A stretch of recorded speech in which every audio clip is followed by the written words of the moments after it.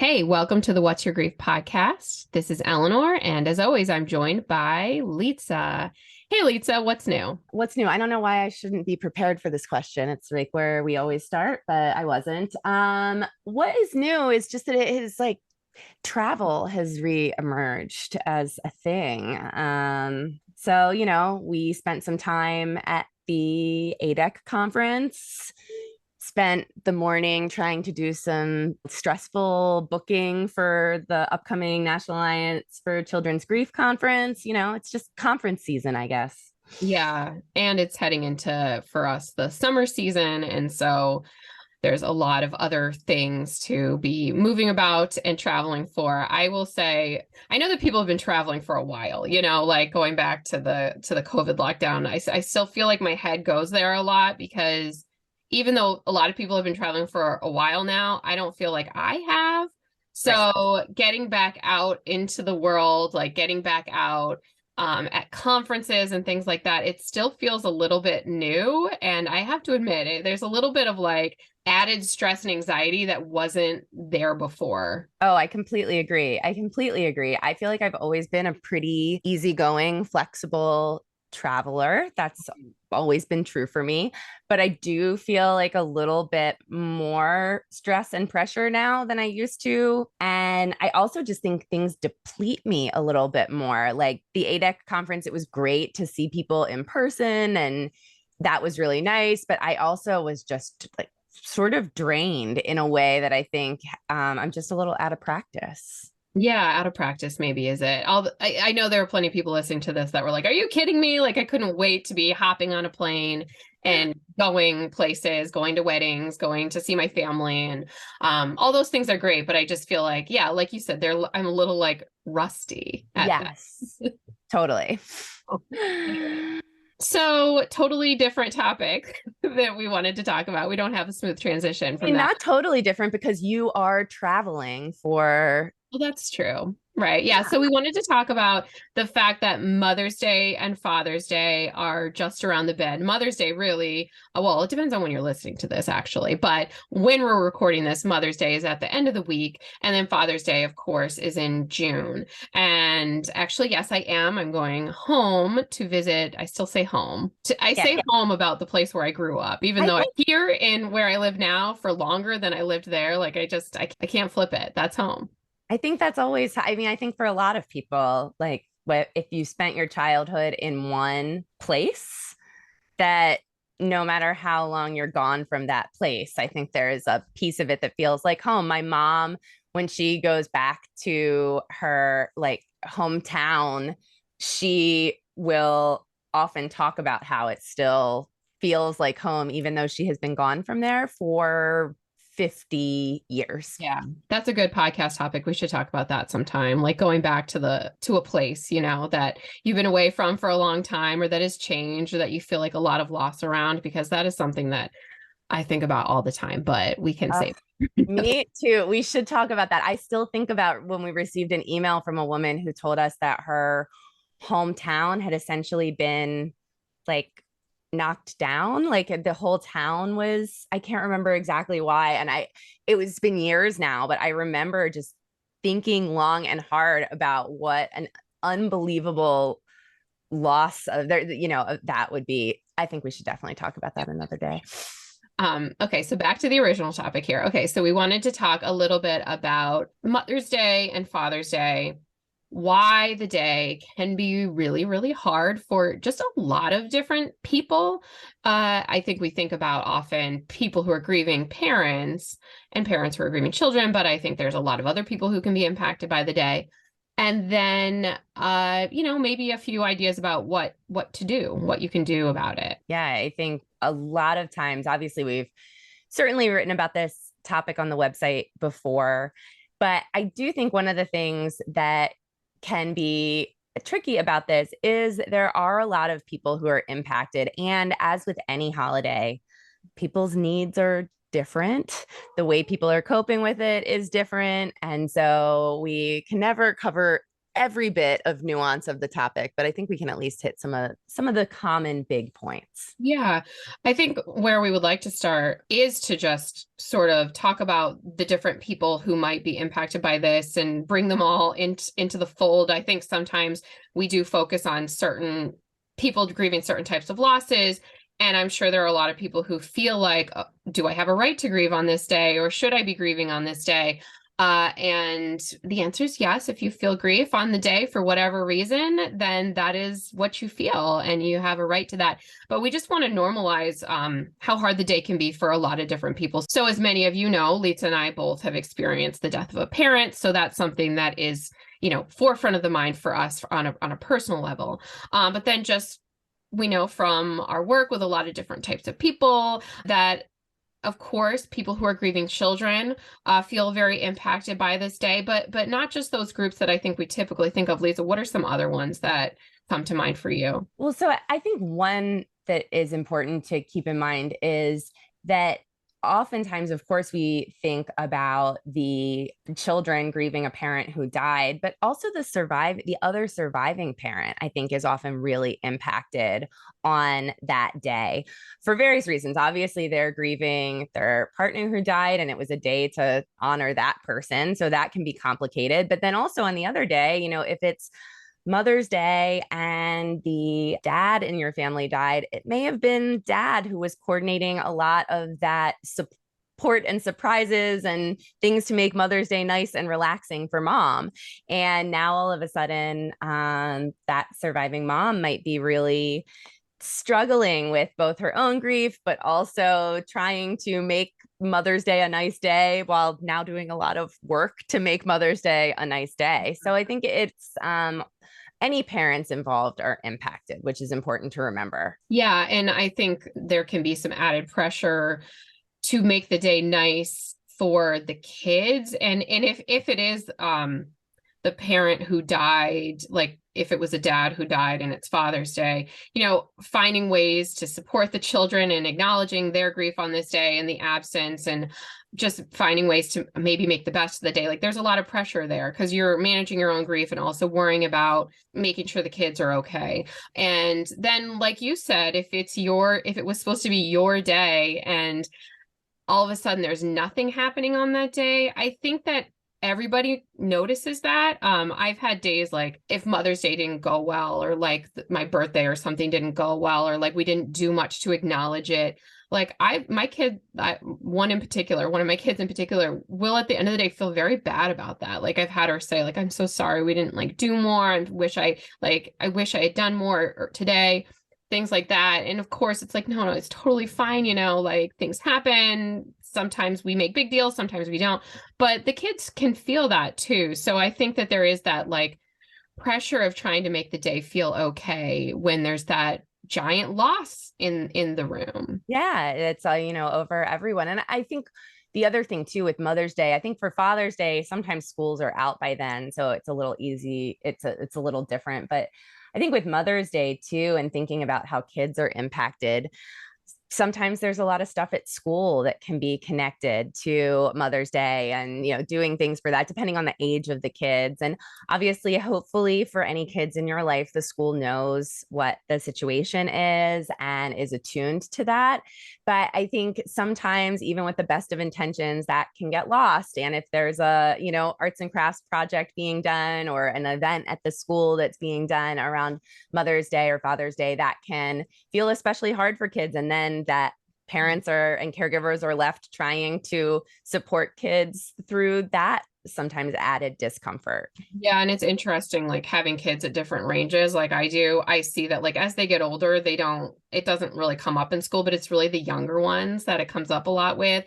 And that in many ways, they may be a little less aware when they're really young, but also, it's maybe makes it even harder to kind of like navigate with them. So I think to the extent that you can really bring the school into the conversation and make sure, like you said, that they're aware, if you're doing a Mother's Day, I think my 3-year-old has blown the surprise. They did a picture frame and she's like, we made a Mother's Day picture frame. It's a surprise. but letting them know, like maybe to seamlessly say, like, this is for grandma. I don't know. Everybody has different resources in different schools and different situations and things like that. So, but just keep it in mind, make sure everybody is aware. And then, you said like with Father's Day, sometimes I think Father's Day doesn't get quite the fanfare that Mother's Day does, but there's often like big parties and barbecues and things like that. And I think then it becomes a question of like, do we stay home and like kind of do something on our own, or do we bring everybody to the Father's Day picnic? And will that feel weird? So, I mean, I think those things are all hard to navigate. And one of the best things we can always do is just communicate with each other and plan. And Well, and I think one other thing too, and thinking about that with both Mother's Day and Father's Day, is that though school might impact the younger kids, there may be events there more. I think with the older kids, and we all know this as adults, that Mother's Day and Father's Day on social media and their friends posting tributes to their parents, which, we know is something that it can feel completely pervasive and overwhelming on Mother's Day or Father's Day. And sometimes it's just like any of these things to talk about as a family. Like this is stuff that for anyone who is on social media, whether you are, 9 years old or 90 years old, sometimes all of that Mother's Day, Father's Day stuff that you're seeing is really, really overwhelming. And so it can be something, that might be affecting the kids, even if school isn't. yeah, that's a good point.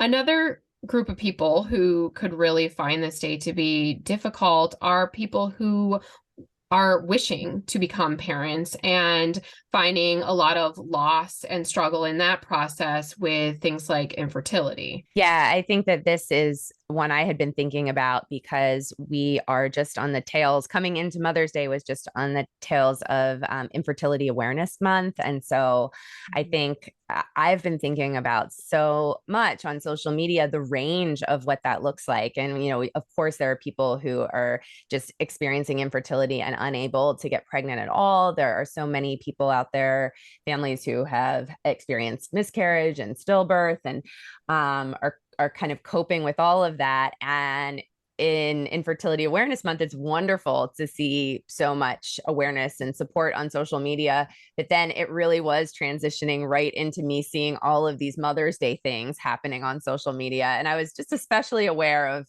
yeah, how it's a complicated time for so many people who are experiencing infertility and pregnancy loss. Yeah, that's a serious tone shift, I think, for people, Yeah. especially if they're really active on social media and are seeing that. That's where you usually see a lot of the advocacy stuff around special awareness times, but then also where you see a lot of the Mother's Day and Father's Day stuff. So I imagine that must be really, really difficult for people. So I think one of the other things that makes this really hard for people who are struggling with these things is that not everybody knows, that you're struggling. Like if you've experienced the death of a parent, hopefully you have people in your life who know you're grieving on the day. But when you're struggling with things like infertility, not everybody knows what you're going through, right? So they don't know that maybe you experienced a miscarriage or your partner experienced a miscarriage. They don't know that you have been trying to get pregnant for a really long time.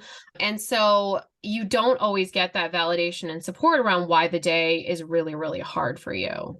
Yeah. And I think sometimes, especially when we think about the fact that for some people, infertility never ends with that happy ending of having a child. And so then you have family, couples who may be much older, who might be in their 50s and their 60s or their 70s, who were childless, not by choice, but because they were never able to, who are still deeply affected by that feeling of loss sometimes that might come up and have an added pang. And again, so many of these couples we know have wonderful, meaningful, incredible lives after deciding and realizing that having a child isn't something that's going to happen for them. But it doesn't change the fact that these particular days might really be those reminders of the fact that that was another path that they weren't able to live.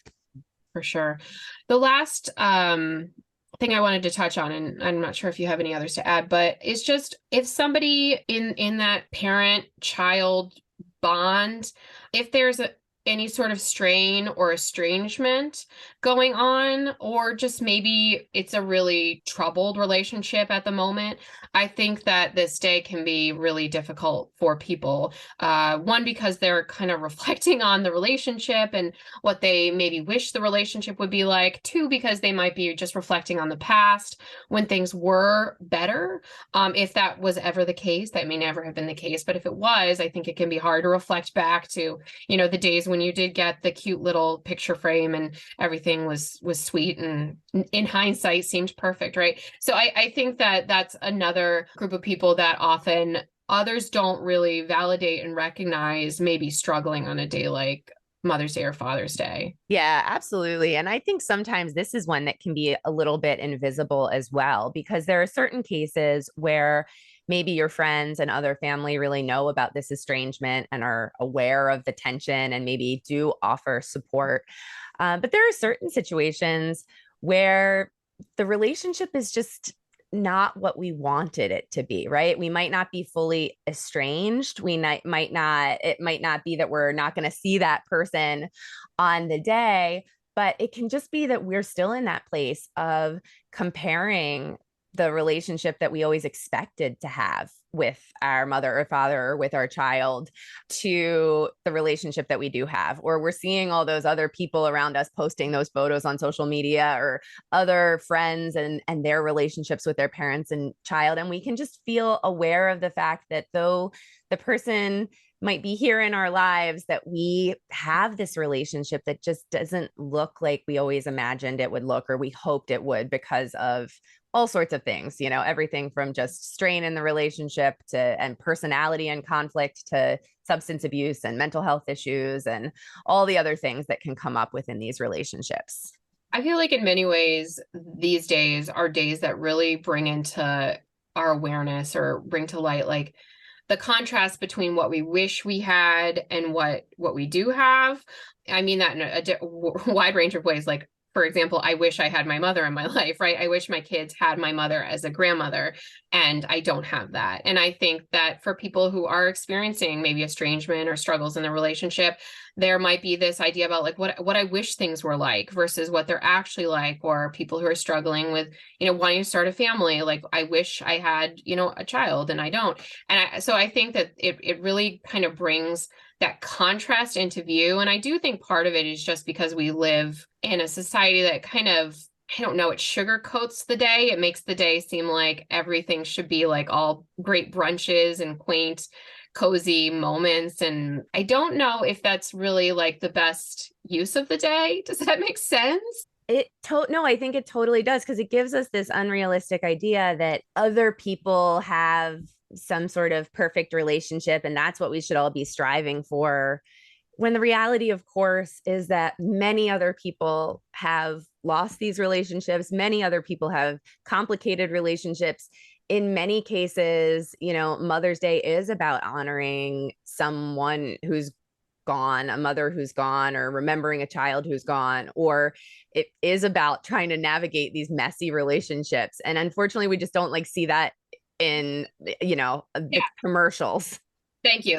Okay, so yes, that you kind of put what I was trying to say into words. Like, I think by making it only about a certain type of like ideal perfect relationship, it like throws a wide majority of people outside of the day. Absolutely. And I don't know if you saw this, but in our email yet, but I saw somebody emailed us this project she is doing called Honest Obituaries. And, it's really great. And it's, I think, a brand new project, but she shares on there this kind of honest obituary to her mom and for her mom who has died, and it's exactly what it sounds like, right? It's honest. It is the full nuance, right? It's all of the wonderful and all of the hard. And I really did have a moment, especially maybe with it being in this coming up to Mother's Day stretch, of thinking, oh, this is such a great concept to kind of invite people to celebrate the full range of complicated relationships that they may have had with their mothers or children or anyone else, really. Right.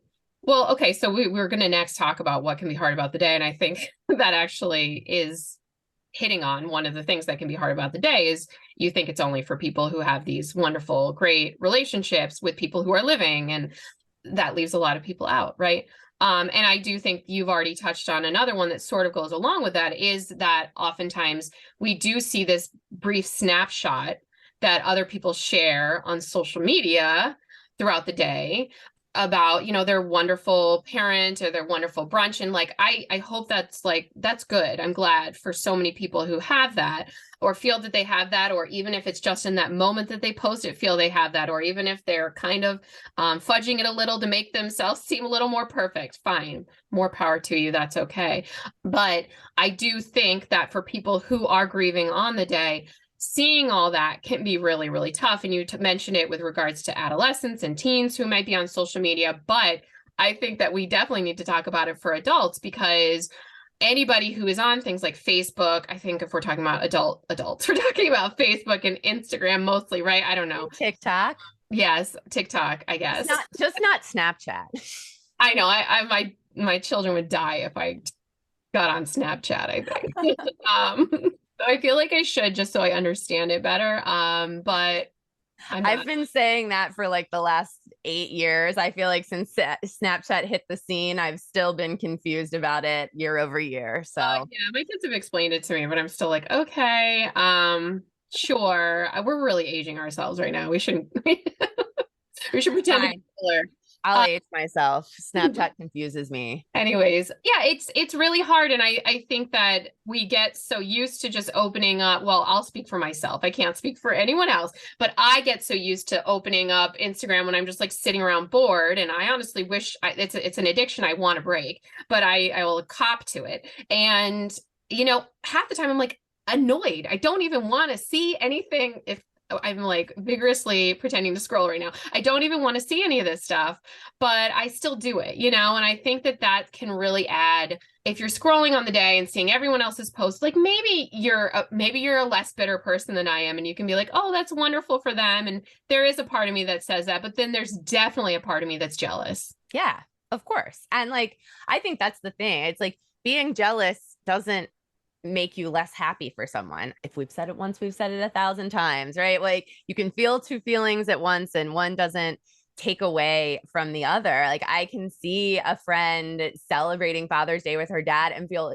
genuinely so happy for her that she has that, and feel deeply jealous and, envious and sad that I don't have that. And it's a really complicated feeling on the day. And I do think that, especially because you just described something that's so true, which is that social media can be, it becomes mindless. Like the way that it, and this is literally how it gets ingrained in our brains, the way that reward based things like social media work is that it does start to happen when we're on autopilot. So even if you say to yourself, oh, I'm not going to go on social that day, it may be very easy to accidentally be standing somewhere and you're just bored, you pull your phone out and you automatically open it. So it might not be a bad idea to just delete Instagram from your phone that day or whatever it is, because you can just reinstall it the next day. It will save everything for you. Don't worry. Just so you really don't kind of accidentally find yourself in that place if it's going to be hard and activating for you. If it's not, like, you don't have to worry about it, but it is something that's definitely worth considering. Yeah. And it might be that, you know, the next day you still get the same photos, right? You're still going to get the same things coming up in your feed, but maybe you'll feel in a better place to see them at that point. Exactly. Absolutely. So, yeah, just think about it. Think about how your relationship with social media, how it makes you feel. And then, you know what? Also, you know, claim it as your own as well, right? Just because your loved one has died doesn't mean that you can't post something too, right? So I could still post, I won't because I don't post a lot, but I could still post something about my mother to honor my mother, right? So you all could post as well. So don't feel like you can't post just because you don't have that perfect, you know, intergenerational photo that you might have had last year or the year before that with all the mothers or fathers. Yeah, absolutely. And on the other end of the spectrum, you know, you don't have to feel guilty if you don't post. I think one thing that can happen, especially if you follow a number of grief accounts or you're connected in that grief space, you might see that there are people who are posting tributes to their moms who've died, or, you know, about their feelings about having lost a child on Mother's Day. And I think sometimes for those who, like you just shared, Elle, might not be somebody who goes to that default place of thinking of wanting to post things necessarily on social media, there can be a little bit of guilt, like, oh, should I be posting this tribute? Should I, you know, other people are doing this, sharing these tributes to someone who's gone. Is that what I would really do if I was coping with my grief better, or if I was really honoring my mom's memory? Like, no, there's no right or wrong way. You can absolutely completely skip it if that's not the thing for you. It's just an option for you if it would feel good. Yes, exactly. I think another thing, just speaking as somebody who kind of straddles two worlds on this day, because I do have kids of varying ages, and then I am grieving my mother as well. And I think one of the things that can be really hard for me is that it's kind of like it's two things. It's the grief part and the sadness about not having my mother. And it's also the part that of me that's supposed to recognize the day as a mother of children. And I think that that can be really hard for people. I think the early years of grieving can be really, really hard because your grief is extremely present. And you also maybe feel like, oh my gosh, I'm not being present for other people. It might be that you're a parent grieving a child on Mother's Day, but you have other children. And so I think that there can be a lot of seemingly conflicting emotions and thoughts all at the same time. They don't cancel each other out, but they feel like they're in conflict, right? We have these really strong emotions and thoughts that feel like they're in conflict. We might be feeling stress. We might be feeling guilty because maybe we're not focused on our grief all day, or we're feeling guilty because we're not focused on the people who are present with us. And so I think that it's a day where people can often feel really pulled in different directions. Oh, yeah. I think that it's very true. And I think that a lot of this, it's hard for me not to think of it a little bit coming from that role, at least in this moment. I think it's for everybody, but I think for women, it can sometimes feel especially hard when we're, as you already referenced earlier, feeling like we're responsible sometimes for the other people's feelings on the day. I know that's not exclusively a gendered thing, but I think we certainly know that some people, you know, really feel that. And I think that layered with these complicated mixed feelings that are coming up can feel really, really hard. I think the other thing that I've heard coming up on social media a bit I remember this last year around Mother's Day, which isn't exactly this, but a little bit different, was, you know, people who had who'd lost a mother and who's had very complicated feelings about their partner's relationship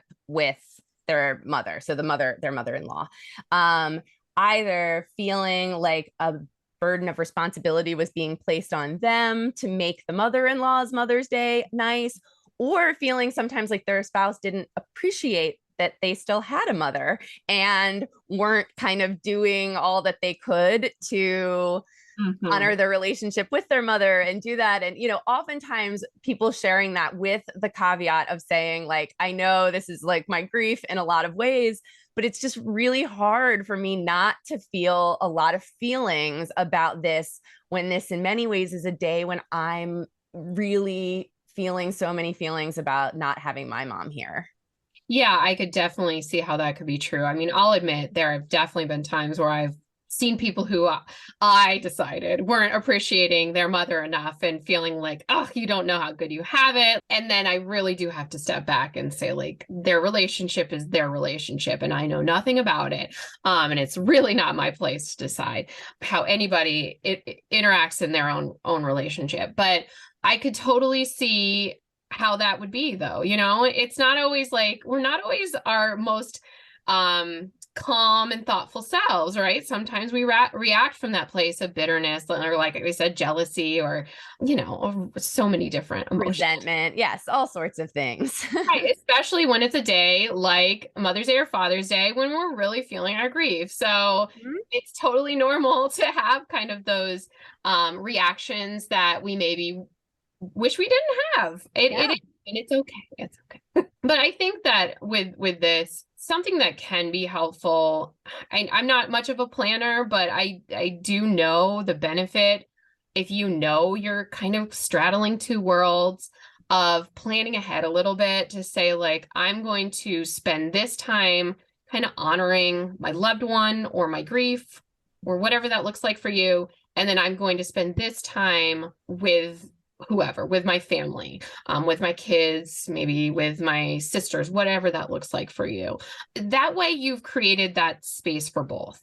And you don't have to feel guilty necessarily that you haven't created space for both. Now you might have moments where you feel like you're not present enough or whatever, and that's normal too. But I think that you've done your best, right? If you kind of have set aside that time. And the other thing I would say, as somebody who is grieving a parent, but also a parent, is don't be afraid to acknowledge why the day is hard to those around you. Like, I certainly have in the past and would again say to my kids on Mother's Day, if there was a moment for me where I was feeling really sad, just acknowledging, like, I'm so appreciative and so grateful to have you in my life. But I also, on this day, am reminded that my mom's not here, and that really makes me sad. And, it's totally okay to acknowledge that the day is bittersweet. Yeah. And I think that, thinking about who you might want to include in your day, especially if you don't have a day that you're going to be spending with other people, right? Your Mother's Day may not be a day where you have other family you're going to spend the day with. I know a few years ago,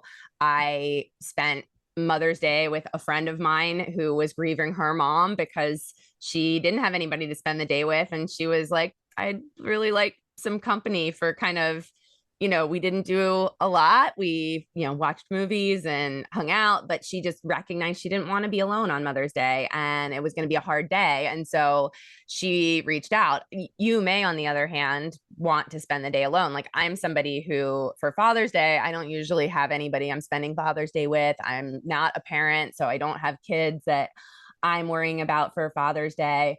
But I like spending Father's Day alone. I usually use that as a day that I feel like I can kind of connect to all my grief unapologetically. And way back, I wrote a post about, sulking on Father's Day, but having a plan, which is kind of how I often spend my Father's Day, is just leaning into a little bit of sulking, a little confined sulking, but with a plan for what the day is going to look like and some ways that I'll feel connected to my dad.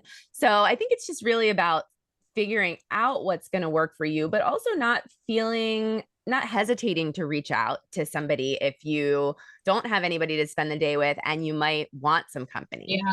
I think just maybe thinking ahead a little bit is in thinking about what's right for you. Like you described, maybe it sounds like you have kind of a grief day, maybe it's I do. watching all your loved ones' favorite movies or having their favorite dinner, doing a number of things that really bring you to a place where you connect with that person. Maybe it's looking through old photo albums and things like that. And then on the other hand, somebody may say, like, I'm not in a good place for that this year. What I would really like to do is just avoid the day altogether. And Totally. if you don't have any like reason not to, like obligations with other kids or something like that, that is a totally fine way to spend the day, right? Just kind of maybe you say to yourself, I'm going to take that extra shift at work because I'd rather just take my day off, my mind off of it. Or you say, I'm gonna get outside of the house all day because I know that will keep me away from my phone. I know then I won't just be like sitting on the couch, like not sure what to do. So I think what I'll do is go to Home Depot that day and do a little gardening or do a little lawn work or whatever. Or maybe it's you get all your errands done that you've been putting up. So it's okay also, if it's right for you, to say, I'm going to pretend the day isn't happening to the Yeah. extent that you can avoid those, reminders and things like that. I was just going to say, I think that the one other thing that for me has been helpful in the past on Father's Day has been, reaching out to sort of father figures in my life, like especially men in my life who really were support to me after my dad died. My college roommate, her dad was just a great example of somebody who he just really went out of his way, I feel like, to include me in everything with their family after my dad died. And just, he'd met my dad, and I think it was really important to him. And I really appreciated that. So for Father's Day, when he was still alive, I would always send him a card, or I would send him something, just expressing happy Father's Day, but also, a little bit of my gratitude for the role he played in my life. I love that idea. I think it's so easy to feel like the day's not for you anymore when you've experienced a loss. But by saying, I don't have, like, for me, as an example, I don't have my mother here, but I do have like some wonderful sisters who are also mothers and who may have played a little bit of a motherly role to me. I do have aunts. I do have, mother-in-law. There are a lot of people who I can acknowledge. And in a way, you're sort of like reclaiming the day a little bit for yourself by being able to acknowledge like the people in your life who you do appreciate. No one will ever fill anyone's shoes, but who have kind of supported you in ways that are similar to what that type of person would have been, a parent, or even if it's a child who died, maybe it's a friend of theirs who you want to reach out to. And thinking of you, there's a lot of different ways that you can, think about other people to reach out to on the day. Yeah, absolutely. And if you, have any bereaved moms in your world and in your life, I think it's such an important day to reach out to them. If it's friend, I know I have a friend who died several years ago, and I've actually, I wish I could say I have done it. I have not, but maybe this year will be the year. I have thought for the last few years about sending her a card on Mother's Day and reaching out to her on Mother's Day, because it is such an important time, I think, to let people know that we're thinking of them and that we know that it's a hard time of year. Yeah, I love that idea. Yeah. Well, with that, we have a lot of additional resources about Mother's Day and Father's Day on our website, whatsyourgrief.com. And we always invite you to email us at whatsyourgrief@gmail.com if you have any questions that you would like to ask us individually. And if you are looking for a lovely gift for anybody who might be having a hard time Mother's Day or Father's Day, our book, check it out. What's Your Grief? Oh, yeah, good plug there. All right, we'll talk to you next time.